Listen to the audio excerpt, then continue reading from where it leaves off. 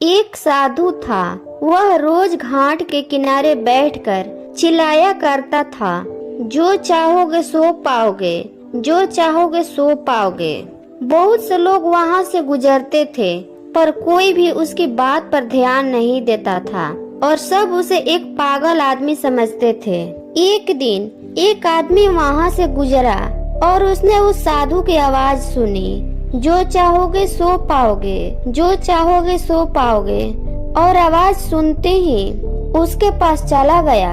उसने साधु से पूछा, महाराज, आप बोल रहे थे कि जो चाहोगे सो पाओगे, तो क्या आप मुझको वो दे सकते हो जो मैं चाहता हूँ? साधु उसकी बात को सुनकर बोला, हाँ बेटा, तुम जो कुछ भी चाहता है मैं उसे जरूर दूंगा, बस तुम्हें मेरी बात माननी होगी।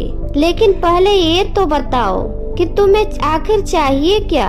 आदमी बोला, मेरा एक ही ख्वाहिश है, मैं हीरो का बहुत बड़ा व्यापारी बनना चाहता हूँ। साधु बोला, कोई बात नहीं, मैं तुम्हें एक हीरा और एक मोती देता हूँ, उससे तुम जितने भी हीरे मोती बनाना चाहोगे बना पाओगे।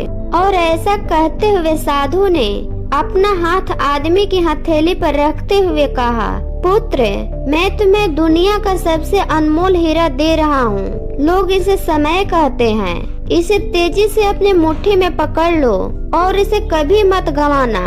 तुम इससे जितने चाहो उतने हीरे बना सकते हो। आदमी अभी कुछ सोच ही रहा था कि साधु उसका दूसरी हथेली पकड़ते हुए बोला, पुत्र, इसे पकड़ो, यह दुनिया का सबसे कीमती मोती है। लोग इसे धैर्य कहते हैं। जब कभी समय देने के बावजूद परिणाम न मिलेंगे तो इस कीमती मोती को धारण कर लेना। याद रखना, जिसके पास यह मोती है वो दुनिया में कुछ भी प्राप्त कर सकता है। आदमी गंभीरता से साधु की बातों पर विचार करता है और निश्चय करता है कि आज से वह कभी अपना समय बर्बाद नहीं करेगा और हमेशा धैर्य से काम लेगा।